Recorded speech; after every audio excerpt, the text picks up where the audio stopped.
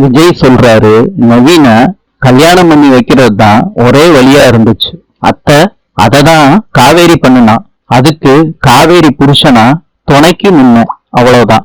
அத்தை, நான் பண்ணுனது தப்பா? இல்லாட்டி உங்க பொண்ணு காவேரி பண்ணுனது தப்பா?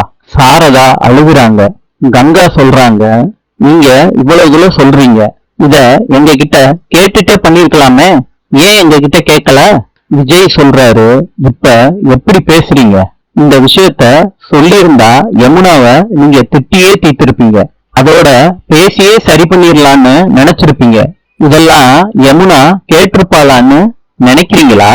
அதெல்லாம் கேட்டிருக்கவே மாட்டா. அவ யாரு பேச்சையும் கேட்கிற நிலைமையில இல்லங்க. யமுனா என்ன பண்றா, என்ன செய்யறான்னு தெரியாத நிலைக்கே போயிட்டாங்க. நம்ம டிலே பண்ற ஒவ்வொரு நிமிஷமும் யமுனாவோட உயிரோட விளையாண்டுகிட்டு இருக்கோம்னு தான் காவேரி இந்த முடிவை எடுத்தா. இதெல்லாம் விஷயமாங்க. நாங்க நவீனையே ரொம்ப போராடிதான் கல்யாணத்துக்கு சம்மதமே வாங்க முடிஞ்சிச்சு. குமார் சொல்றாரு நவீன் கிட்ட, நிஜமாலே நம்ம சகலைய நினைச்சா நமக்கு சந்தோஷமா தாண்டா இருக்கு.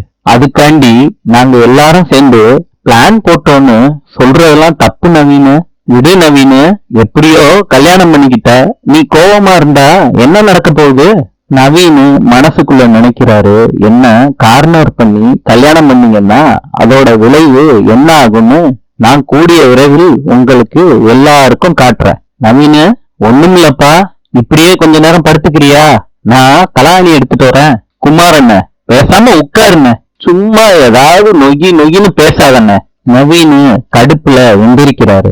அப்ப குமாரு மனசுக்குள்ள நினைக்கிறாரு, உன் கோவம்லாம் ரொம்ப நாள் நிக்காத நவீனு, உனக்கும் இது செட் ஆகல, நீ ரொம்ப நல்லவன் நவீனு அப்படின்னு நினைச்சுக்கிறாரு. இன்று ஆஸ்திரேலியாவின் நாணயம் டாலர். நாளை சந்திப்போம்.